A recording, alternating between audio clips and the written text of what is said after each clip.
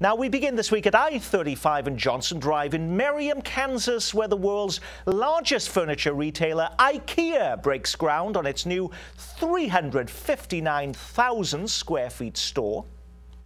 It brings jobs, it will help attract new businesses and tourists, and you can't forget about IKEA bringing Swedish meatballs to the Midwest. This is fabulous. That video from the Kansas City Star, yes, that's Governor Sam Brownback. They're building on top of a shopping center that was built and never occupied, but Merriam still got the best deal in the end on this, didn't they, Jack Cashel? Yeah, I think so. It's a good place, and Kansas is doing an excellent job creating jobs.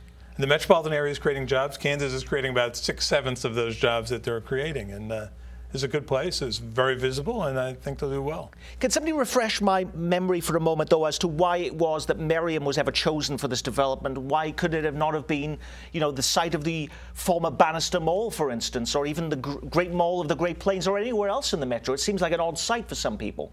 In some ways, it's right.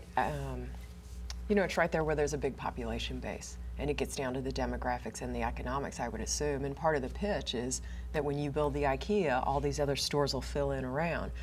It's kind of interesting, though, just in terms of the longevity of these whole projects. I mean, Bannister Mall was originally pitched as a regional draw, just as this IKEA store would be. And we all know that that ended up not happening and going very, very bad for South Kansas City. But there is a huge excitement for this store, Stacey Cameron. Well, because we've seen, and if you read a lot of the business reports dealing with the IKEA bump and seeing other businesses that come in, even furniture stores that you would think would compete with IKEA in places like Denver or in New Jersey and other areas where IKEA has developed, you've seen a bump in business around it. So there's also the great hope that some of these estimates of revenue that will bring into the city of Merriam, something like $600,000 the first year and a couple million to the state of Kansas, not to mention just the jobs. There is a lot of excitement, and if you look back to when I think it was Circuit City that was originally going to be the center for that development, and that fell through.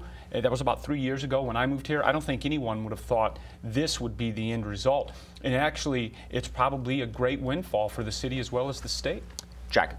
Yeah, and also, I think to Mary's point, the notion of reviving Bannister Mall in any meaningful way will be undone by the demographics of the neighborhoods around it forever. I mean, at least for the foreseeable future.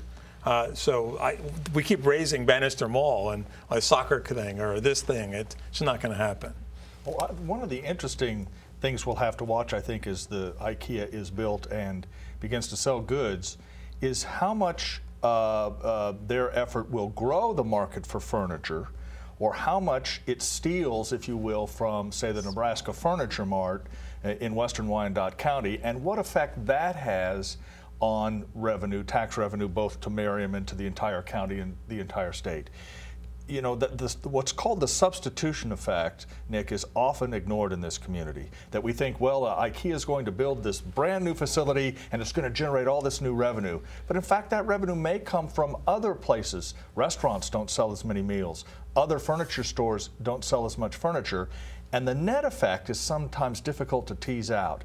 IKEA is unique enough in terms of what it sells that it might indeed grow the market. But if it doesn't, the net effect may be less than we expect it to be. Well, the reason why they anticipate that it's going to grow the market, because IKEA becomes kind of a destination place for shoppers. So the thought is there isn't an IKEA anywhere closer than, I believe, Denver, Dallas, and Chicago. So it's going to draw people from Omaha. It's going to draw people from St. Louis. It's going to draw people from Oklahoma City and Wichita and Topeka to come here and shop that otherwise wouldn't come here for Nebraska Furniture Mart, wouldn't come here otherwise to dine in our restaurants or stay in hotels. So that's where they think the bump is going to come, not necessarily take away business otherwise through the metro. But it's still going to be over a year, though, before this even opens, Jack. Right, and the notion of, like, when I heard Sam Brownback say Swedish meatballs, my first word association is not Swedish and meatballs, and I don't think most people's is, but... You're thinking about horses? No, yeah, horses, right. Okay, all right, well, yes. And you can only ride so long, horses, on the whole meatball effect. And it'll be, you know, there's a lot of nice little boutiques in Johnson County that cater to, you know, house and home. And how they fare, you know, they can't all be located right around IKEA. And will it take some of those businesses from some of those long-standing ones? Yeah, the other thing we'll have to tease out, and Jack alluded to it, that all this job growth, quote unquote, in the state of Kansas, how much of that is a direct result of the tax incentives put in place by Governor Brownback and the legislature, and how much job growth occurs incidental to that.